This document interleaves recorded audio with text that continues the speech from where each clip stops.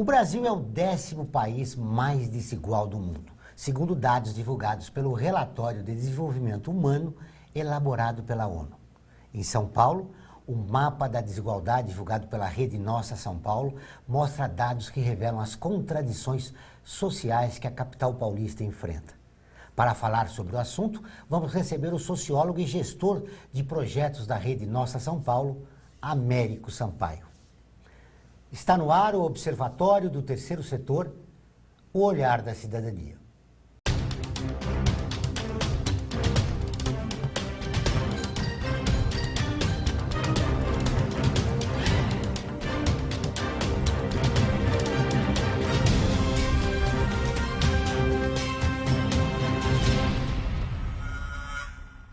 O Observatório do Terceiro Setor mostra pessoas que trabalham para a melhoria da sociedade, além de divulgar e interagir de forma comprometida com as organizações de interesse social. Américo Sampaio também é colunista do portal do Observatório do Terceiro Setor. Américo, seja bem-vindo. Muito obrigado pelo convite, Joel. É uma honra estar aqui. Américo, o que revela de novo esse mapa? Infelizmente, o mapa não revela nada de novo. O que ele mostra é que há uma desigualdade congelada na cidade de São Paulo. É a cidade mais rica da América Latina, mas infelizmente essa riqueza é muito mal distribuída. Você tem uma relação entre centro e periferia que ela é absolutamente desigual. Enquanto você tem na região central da cidade uma verdadeira ilha de privilégio, onde toda a população que lá reside consegue ter acesso à renda, qualidade de vida, infraestrutura urbana, a maioria da população que vive nas regiões da periferia da cidade não conseguem ter acesso aos seus direitos e à qualidade de vida. Onde está a origem dessa desigualdade? A desigualdade na cidade de São Paulo ela é um projeto. Ela não é caracterizada propriamente pela ausência de políticas públicas ou mesmo pela ausência de investimento nessas áreas. Ela é caracterizada pelo fato de ter sido pensada dessa forma. Na primeira metade do século XX, você tem bastante incentivo à autoconstrução e um conjunto de políticas que fazem com que os trabalhadores mais pobres sejam expulsos da região central da cidade, mas venham para cá pura e simplesmente para trabalhar. Então, o modelo como a cidade foi construída é um modelo para servir muito bem para uma pequena população, que é uma população mais rica, uma população mais bem instruída, enquanto a maior parte da população fica excluída, fica nas regiões da periferia e a cidade ela é desenvolvida para funcionar assim. Há uma relação simétrica na desigualdade da cidade de São Paulo, que é justamente a relação entre centro e periferia. Essa simetria mostra que há, de fato, um planejamento para a desigualdade na cidade de São Paulo. E são dados que a maioria da população desconhecem, né? A população desconhece, mas não é propriamente uma novidade para a população. É só você caminhar pela cidade de São Paulo, é só você observar a cidade de São Paulo que você vê o tamanho que é a desigualdade. Você passeia na Oscar Freire, por exemplo, e depois você passeia no Jardim São Luís ou no Capão Redondo, é notório a diferença que você vai ter entre as duas regiões. O que o mapa traz de novidade é uma concretização em números, em dados técnicos, que mostram o quanto é essa distância entre as áreas nobres e as áreas pobres da cidade. Esse é o grande trunfo do mapa da desigualdade. Como mudar essa realidade, Américo? Essa realidade você consegue mudar por meio de políticas públicas. É por meio da ação governamental, é por meio de políticas, de debate, participação com a sociedade que vai mudar. Não é o mercado que vai resolver o problema das desigualdades no país, mas sim a atuação por meio de ações de políticas públicas. Você precisa ampliar a capacidade de investimento nas regiões que mais precisam na cidade de São Paulo para conseguir garantir que a infraestrutura da cidade seja democratizada. Hoje, a cidade de São Paulo é uma cidade em si antidemocrática e antiética, porque ela não consegue permitir com que todas as pessoas tenham acesso às mesmas oportunidades e tenham acesso à mesma qualidade de vida. Então, o investimento público, ou seja, o poder público olhar para determinadas regiões com um olhar especial, com um olhar mais atento, priorizando essas regiões, é o primeiro passo para reverter essa realidade. Infelizmente, o que vem acontecendo é o contrário. Você tem um investimento que acaba se concentrando na região do centro expandido da cidade, você tem um investimento que acaba se concentrando justamente naquelas áreas onde você já tem equipamentos e serviços públicos, que não por acaso são as regiões onde moram as pessoas mais ricas, mais abonadas da cidade. Então, a inversão de prioridades do ponto de vista da gestão pública seria um primeiro caminho.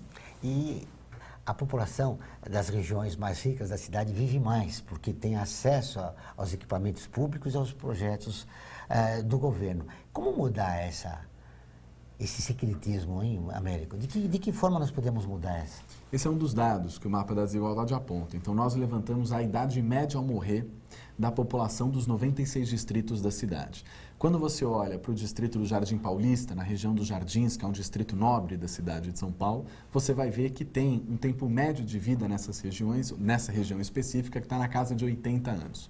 Quando você olha para o distrito do Jardim Ângela, que é um distrito periférico da zona sul da cidade, o tempo médio de vida nessa região é de 55 anos. Isto é, você tem um gap, uma distância de 25 anos entre uma região nobre da cidade e uma região pobre da cidade. Isso vai acontecer porque nessas regiões da periferia você tem uma incidência muito grande de fatores que levam à morte precoce, como, por exemplo, a mortalidade infantil, como, por exemplo, homicídio juvenil. A gente sabe que hoje a sociedade, não só a sociedade paulistana, mas o Brasil inteiro vive um verdadeiro genocídio da juventude preta e periférica.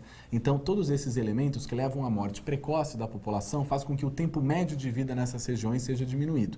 Então, quando você compara Jardins com o Jardim Ângela, você tem um diferencial de 25 anos. É preciso sempre reforçar, Joel, que na prática é a desigualdade que produz violência. A pobreza não produz violência, mas a desigualdade produz. Essa distância, esse déficit de perspectiva, de oportunidades entre ricos e pobres, é justamente esse abismo que há entre duas realidades dentro da mesma cidade que produz a violência. Então, uma forma de você conseguir reduzir essa questão do tempo médio de vida ser tão distante é justamente reduzindo as desigualdades, garantindo que a infraestrutura urbana seja democratizada e chegue nas regiões periféricas da cidade, garantindo qualidade de vida e oportunidade para todos. E reduzindo essas desigualdades, automaticamente você vai ter uma tendência à redução também da violência, melhorando aí o tempo médio de vida dessas regiões. A ausência de oportunidades é que gera violência, né? Tem uma relação muito grande entre essas duas coisas, né? Américo, esses dados que você está apresentando também servem para a reforma da Previdência que o governo quer apresentar. Quer dizer, se há uma diferença de idade entre as pessoas que moram na periferia da cidade e no Jardim Paulista, tem que se levar em consideração isso para se falar numa reforma da Previdência Social, né? Sem dúvida nenhuma, esses dados precisam ser levados em consideração. Infelizmente, os gestores públicos não conseguem fazer com que estes dados, com que todos os estudos técnicos elaborados, não só pela Rede Nossa São Paulo, mas também elaborados por outras organizações, que esses dados todos se revertam, tenham um tipo de direcionamento para as políticas públicas. Infelizmente, são caminhos paralelos. As políticas públicas funcionam de uma forma e os estudos técnicos e todo o aporte técnico que essas organizações têm caminham paralelo, não se encontram. De fato, um prejuízo para a cidade os governos não absorverem toda essa inteligência que é produzida pelas organizações, pelos movimentos sociais e especialistas. Com relação à Previdência, esses dados precisam ser levados em consideração. Nós temos dados não só da Rede Nossa São Paulo, que nós medimos a distância salarial entre homens e mulheres, mas também temos dados num estudo recente que saiu da Oxfam Brasil, que mostra o gap salarial que você tem com relação ao rendimento médio do emprego formal de homens e mulheres e da população branca e da população negra. Se nada for feito, Joel, e nós olharmos para os últimos 20 anos, a redução da distância entre o salário de homens e mulheres e de brancos e negros, você vai ter a seguinte realidade. A equiparação desses dois salários, por exemplo, quando você pensa na equiparação entre o salário da população branca e a população negra, se nada for feito e nós mantivermos essa mesma velocidade, nós teremos uma equivalência salarial de brancos e negros no país em 2089. O que é um absurdo. O que é um absurdo completo. Você sabia que todas as terças e quintas-feiras, ao vivo, às 14 horas, tem um programa de rádio Observatório do Terceiro Setor? Lá nós recebemos especialistas que, junto com os ouvintes, debatem os principais temas da atualidade e do terceiro setor. Você pode ver o programa pela Rádio Trianon AM 740 em qualquer lugar do mundo, pela internet, pelo seu celular, computador ou tablet, ou pelo link que aparece na sua tela. Participe e ajude uma sociedade mais justa, solidária e sustentável. Voltamos depois do intervalo.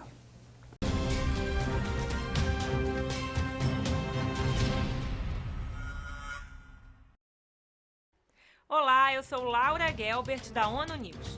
Notícias das Nações Unidas e do mundo você acompanha na página e nos programas do Observatório do Terceiro Setor, parceiro da ONU News. E para acompanhar diretamente a ONU News em português, acesse nossa página e redes sociais. Até lá!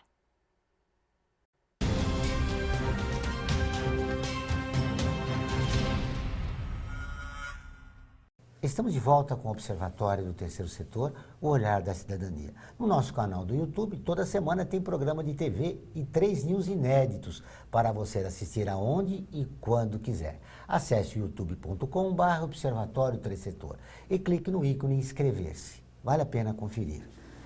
Américo, vocês há 5 anos, né, realizam esse mapa. São uma equipe de 5, 6 pessoas coordenadas por você. Já é possível observar alguma mudança das autoridades ou do próprio terceiro setor em relação aos dados que vocês apresentam anualmente? Infelizmente, com relação às autoridades e o poder público, nós não conseguimos observar ainda, de fato, uma inclinação a assumir a bandeira do combate às desigualdades com maior preponderância. Você tem, na prática, Joel, uma grande... de alguma forma, a gente pode colocar uma certa negligência dos poderes públicos com relação ao tema da desigualdade na cidade de São Paulo. É uma pena que isso aconteça. Do ponto de vista da sociedade civil, das organizações, das ONGs como um todo, pelo contrário, você tem tido algum tipo de ganho com relação a isso. Você vê que muitas organizações estão começando a se voltar mais para essa temática. Você vê muitas organizações que estão começando a estudar mais esse tema, seja no recorte de desigualdade de gênero, seja no recorte de desigualdade de raça. Então você vê que a sociedade civil está começando a se aprofundar mais no tema e parar para pensar quais são as propostas que deveriam ser emplacadas pelos governos, por toda a dinâmica da sociedade, quais são as propostas que deveriam avançar no sentido da redução das desigualdades de fato. Então, se por um lado, infelizmente, os governos não têm se atentado com bastante responsabilidade, com peso com relação ao tema da desigualdade, por outro, você tem uma sociedade civil que se preocupa cada vez mais com esse tema. É importante você dizer isso, porque no olhar da nossa cidade, então é possível você ver, através do mapa, onde investir e onde está o usuário da população de baixa renda que necessita de projetos sociais. Né? Exatamente. O nosso mapa, ele tem uma metodologia que, além de conseguir medir a distância entre os piores e os melhores distritos em cada uma das políticas públicas, nós também analisamos a quantidade de distritos que fazem a pior posição em cada um dos indicadores que nós analisamos. São 38 indicadores ao todo. Quando nós fazemos essa metodologia, você consegue identificar os 34 distritos da cidade de São Paulo que têm o pior desempenho com relação às políticas públicas. Estes 34 distritos, Joel, deveriam ser os distritos prioritários para investimento e para atuação da Prefeitura Municipal, do Governo do Estado, enfim, de todas as instituições públicas. Mas não só para as instituições públicas, esses 34 distritos paulistanos também poderiam servir de referência, essas regiões que o mapa aponta, deveriam servir de referência para que as instituições da sociedade civil, as organizações e etc. também fizessem ali, nessas regiões que mais precisam, seus trabalhos, seus projetos, enfim, fizesse principalmente um diálogo com a população dessas regiões, buscando ouvir, buscando entender e, a partir desse bom diagnóstico, com participação e com diálogo com a população local, fazer o seu trabalho buscando melhorar a qualidade de vida nessas regiões. Para se mudar essa situação, eu já te perguntei no bloco anterior, seria necessário também realocar as verbas, né, que existem, que são recolhidas através dos impostos da população, com as subprefeituras. Mas isso não acontece, Américo. Tem subprefeituras que necessitam de investimento maior, mas não recebem.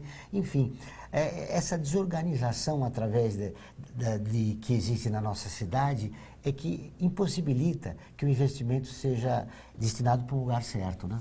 Sim, aí entra o item que é da vontade política. Uma gestão pública municipal que tiver vontade política consegue, se não acabar com o problema da desigualdade, pelo menos reduzir bastante.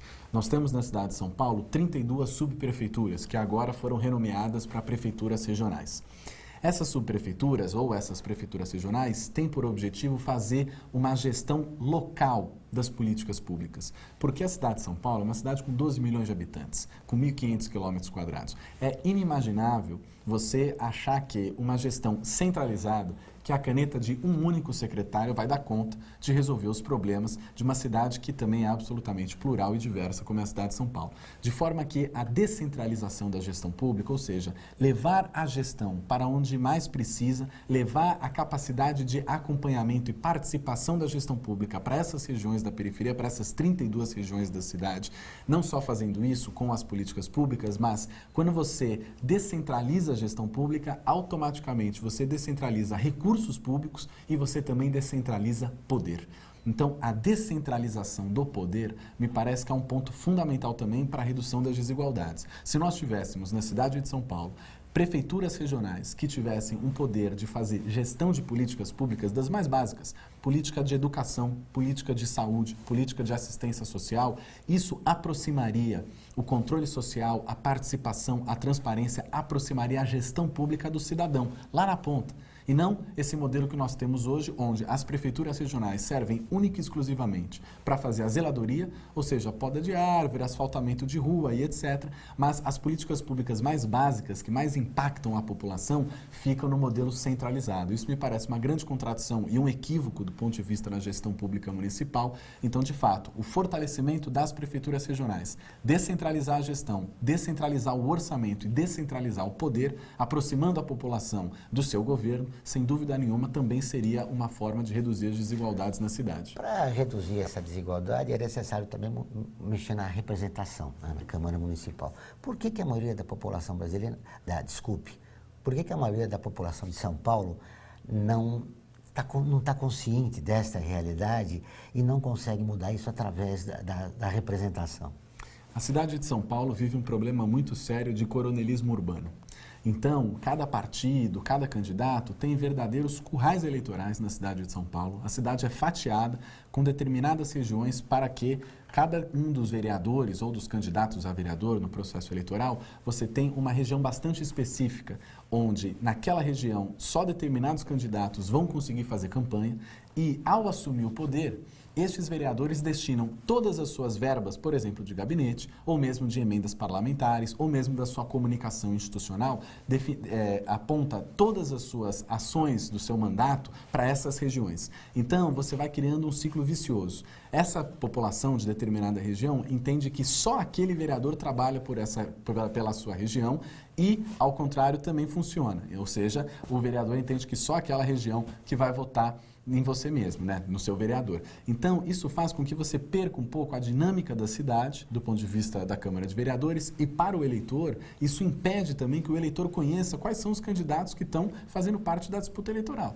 É claro que nós temos um problema do ponto de vista da forma como as eleições acontecem no Brasil. Nas últimas eleições, nós tivemos quase 10 mil candidatos à vereança, quer dizer, é impossível você conseguir acompanhar todos os vereadores, mas me parece que o fato da cidade de São Paulo ser dividida em verdadeiros currais eleitorais, um coronelismo urbano muito forte, um imperativo dos caciques de partidos ou de setores que apostam todas as suas fichas em determinadas regiões e impedem que o debate democrático aconteça, isso faz com que você tenha uma perpetuação daqueles que estão no poder, tem uma perpetuação mandato por mandato. Na Câmara Municipal você vai encontrar dezenas de vereadores que estão lá no 4º, 5º, 6º mandato. Américo, nós vamos interromper um pouco a nossa entrevista para chamar um intervalo. A gente volta dentro de instantes. Aguardem.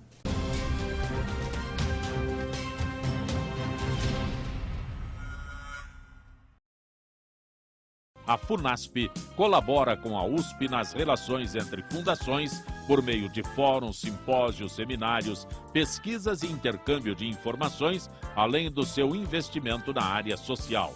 Para melhores informações, entre no nosso site www.funasp.org.br. FUNASP, um marco entre o universo acadêmico e a sociedade.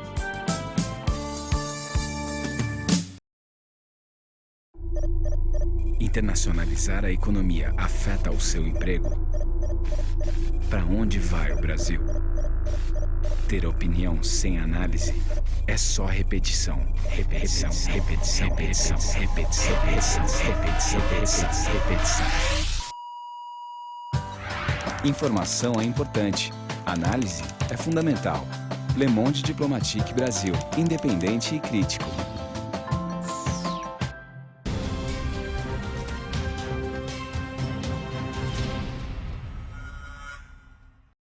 Estamos de volta com o programa do Observatório do Terceiro Setor, o Olhar da Cidadania. Não esqueça, todas as quartas-feiras, às 17 horas, tem o programa O Olhar da Cidadania na Rádio USP, com temas da atualidade e dos direitos humanos. Anote, todas as quartas-feiras, às 17 horas, na Rádio USP, em São Paulo, 93,7 e em Ribeirão Preto, 107,9 FM. Américo, pelos dados apresentados pelo Mapa da Desigualdade, mostra uma São Paulo preconceituosa? Bastante. No momento que nós estamos vivendo, a desigualdade ela se expressa também por conta do preconceito, né? O preconceito é uma forma de expressão da desigualdade, principalmente a desigualdade que há entre homens e mulheres e entre a população branca e a população negra. Quando a distância é muito grande entre esses dois setores da sociedade, não tenha dúvida que o preconceito vai se expressar de maneira muito mais robusta do que se você tivesse uma sociedade mais igual. Então, os dados mostram também que você tem bastante discrepância quando você compara, por exemplo, relações entre a população branca e a população negra. O índice de gravidez na adolescência, que o nosso mapa conseguiu capturar, ele também é bastante desigual. Quando você pega o distrito de Moema, que é uma região nobre aqui do começo da região sul da cidade, você tem um índice de 0,8% das crianças nascidas vivas nessa região são filhas de mães com até 19 anos, de mães adolescentes. Quando você pega o distrito de Marcilac, no extremo sul da cidade, você vai ter que 22% das crianças nascidas vivas são filhas de mães com até 19 anos. Ou seja, praticamente uma criança a cada 5 nessa região que nasce viva é filha de uma mãe com até 19 anos. Então tem uma distância muito grande, de 0,8% para 22%. Mas quando nós separamos a questão da gravidez na adolescência para observar o fato de há mães adolescentes negras e não negras, você vê também bastante diferença. Na região do Jardim Ângela, onde se expressa de maneira mais preponderante isso, você tem, para cada 3 mães adolescentes negras, você tem uma mãe adolescente não negra. Na prática, as adolescentes negras da região do Jardim Ângela têm 3 vezes mais chance de ficarem grávidas do que uma adolescente branca na região do Jardim Ângela. Então, essa diferença mostra que há uma desigualdade bastante grande com relação à população negra, à população branca, mesmo vai acontecer com a população de homens e de mulheres, e sem dúvida nenhuma essa distância acentua o preconceito na nossa sociedade. Para vencer o desafio de transformarmos a nossa cidade numa cidade mais humana, é necessário que vocês vençam o desafio da comunicação. Como tem sido a recepção em relação ao Mapa da Desigualdade? Esse último ano, o Mapa da Desigualdade conseguiu emplacar o debate na opinião pública, sem dúvida nenhuma. Então, você teve os principais veículos de comunicação, da televisão, do rádio, jornalismo, acompanhando e traduzindo esses dados para a população, com infográficos, com entrevistas, com séries e etc. Então, o impacto foi bastante grande. O poder público não teve nenhuma grande percepção do ponto de vista de como atender, como responder aos dados que o mapa traz. Mas a sociedade como um todo está debatendo o tema. Nós aqui estamos fazendo esse debate. O que é um ponto positivo nesse processo é que, de fato, a opinião pública paulistana e toda a imprensa e os especialistas na área estão debatendo a questão da desigualdade na cidade de São Paulo. Isso é fundamental, porque isso levanta o tema. Nós não podemos ficar omissos com relação ao tema da desigualdade. Então, precisamos fazer esse debate. No entanto, do ponto de vista da gestão pública, de absorver esses dados e responder a eles com projetos, iniciativas, políticas públicas, infelizmente, esse movimento nós ainda não estamos vendo na nossa cidade. E ele pode ser começado pelo Parlamento Municipal. Como tem sido a recepção lá? Sem dúvida nenhuma. Alguns vereadores receberam bem essa pesquisa, participaram do nosso lançamento, fizeram questão de fazer algum debate, algum pronunciamento sobre o tema. O geral da Câmara Municipal ainda não assimilou muito bem, porque de fato há um gap entre a realidade da sociedade e a vida dos nossos vereadores e vereadoras. Agora, o Parlamento Municipal teria muitas coisas a fazer para a redução das desigualdades. Precisamos lembrar sempre que é o Parlamento Municipal que estabelece as regras, por exemplo, de cobrança de determinados impostos na cidade de São Paulo. Então, como você vai fazer a cobrança do IPTU? Há uma margem bastante grande, João, para você ampliar a arrecadação do IPTU nas áreas mais nobres da cidade e isentar ou reduzir bastante a cobrança do IPTU nas áreas mais pobres, nas áreas que precisariam de mais investimento público. Então, a Câmara Municipal teria responsabilidade com relação à estrutura desse tipo de taxação. O mesmo vai acontecer, por exemplo, com relação à dívida ativa, que é um conjunto de recursos, de impostos, que deveriam ser arrecadados pela Prefeitura e não são. Hoje nós temos na casa de 100 bilhões de reais a dívida ativa do município de São Paulo, que são recursos que deveriam entrar para os cofres públicos e não entram. Basicamente porque construtoras, empresas de seguradora de saúde, bancos não fazem o seu devido pagamento desses impostos ou mesmo contestam esses impostos, reduzindo a capacidade de arrecadação da Prefeitura. Então isso a Câmara também poderia incidir. Em resumo, Joel, se a Câmara tivesse de fato preocupada com a desigualdade na cidade de São Paulo, ela estaria trabalhando, operando e legislando sobre esse assunto. Ou seja, é importante destacar novamente, para se mudar a desigualdade na nossa cidade, a questão tributária é fundamental, né? Sem dúvida nenhuma. A questão tributária é fundamental, ampliar a transparência, a participação, descentralizar os recursos públicos e colocar a questão da desigualdade como prioridade, como marco zero do governo. Muito bem. Qual foi o grande desafio político do mapa da desigualdade? Eu acho que tem um desafio que é político e técnico ao mesmo tempo, que é acessar os dados. Nós temos um problema muito grave, não só na cidade de São Paulo, mas em todo o país, que é conseguir acessar dados públicos. Infelizmente, a gestão pública no Brasil como um todo, independente de qual partido esteja governando, ainda tem uma relação com as informações e com os dados públicos, que é uma informação que é uma relação bastante sigilosa, que é uma relação de segredo, que é uma relação de um medo de passar as informações para a sociedade civil, com medo do que a sociedade civil vai poder produzir contra o governo, como se nós estivéssemos numa relação de ser a favor ou contra o governo. Nós somos a favor da cidade, queremos que a cidade melhore. Então tem um desafio muito grande para a elaboração desse mapa, que é justamente acessar os dados. Esse ano mesmo, para elaborar esse mapa, nós tivemos muita dificuldade de conseguir acessar determinados dados que a gestão pública municipal claramente se negava a passar ou criava qualquer tipo de impeditivo para que nós acessássemos essas informações. Então tem esse problema técnico que é acessar a informação, mas não é acessar qualquer informação, é acessar a informação de maneira regionalizada, porque é isso que o mapa faz, ele apresenta os dados de acordo com os 96 distritos. Então temos esse desafio. O segundo desafio é conseguir traduzir esse mapa em apontamentos para as políticas públicas. Você tem ainda setores da sociedade que vão olhar para esse mapa e vão entender que a cidade é assim porque você não tem aquilo que se chama meritocracia. Como se a meritocracia fosse resolver todos os problemas da brutal desigualdade que nós temos na cidade de São Paulo. Porque nem todo mundo tem as mesmas oportunidades, é óbvio. É impossível você fazer com que a meritocracia dê conta da redução das desigualdades. Só tem uma forma de reduzir as desigualdades na cidade de São Paulo, é por meio de políticas públicas, é por meio de uma ação dos governos, das câmaras municipais de vereadores, enfim, de todas as instituições públicas. Então, tem um desafio político que é superar o debate da meritocracia, colocar a agenda da desigualdade, de fato, na centralidade do debate público para as eleições na cidade de São Paulo, para os governos e mostrar que o mercado, a meritocracia, deixar do jeito que está para que a população se vire, nunca vai conseguir fazer com que essa desigualdade seja reduzida. O que nós precisamos é de planejamento, é de políticas públicas e é da sociedade paulistana se indignar com esses dados e entender a sua parcela de responsabilidade na redução das desigualdades na cidade. Américo, para fechar nossa entrevista, agradecendo você novamente pelas informações e cumprimentando você e toda a equipe pelo mapa da desigualdade. Américo, São Paulo é o espelho do Brasil?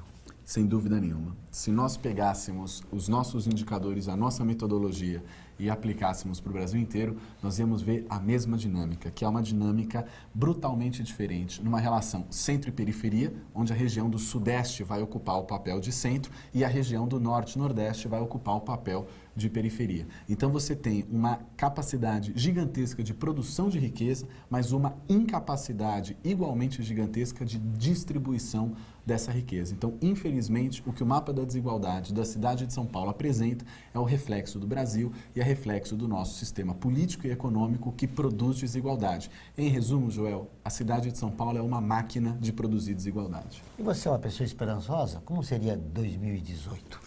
Eu espero que em 2018 a agenda da desigualdade, todo esse debate faça parte da centralidade da questão das eleições para o governo do Estado, para o governo federal. Se o processo eleitoral, se os candidatos não assumirem a bandeira da desigualdade e se a sociedade não entender que esse é um dos pontos principais de todo e qualquer problema que nós temos no país, se isso não acontecer, vai ser muito difícil de nós emplacarmos. Se no ano que vem aqueles candidatos que forem eleitos forem candidatos que não assumam essa bandeira da desigualdade de maneira franca, de maneira responsável, infelizmente nós vamos ter um próximo ciclo de 4 anos com um aprofundamento da desigualdade e com uma piora muito grande na qualidade de vida da cidade. Vamos torcer e vamos trabalhar muito para que as eleições do ano que vem tragam a agenda da desigualdade como centralidade no debate político. Obrigado pela entrevista. Obrigado. Parabéns pelo trabalho, para você e toda a equipe que organizou esse trabalho. O programa do Observatório do Terceiro Setor dessa semana fica por aqui. Mas para continuar nos acompanhando, acesse o nosso portal observatório3setor.org.br. Participe e fique atento por dentro das novidades do terceiro setor e do mundo. Lembrando que o Observatório do Terceiro Setor está presente em mais de 40 países e atinge mais de 1 milhão de pessoas todos os meses. Voltaremos na próxima semana com o Observatório do Terceiro Setor, o olhar da cidadania. Até o próximo programa.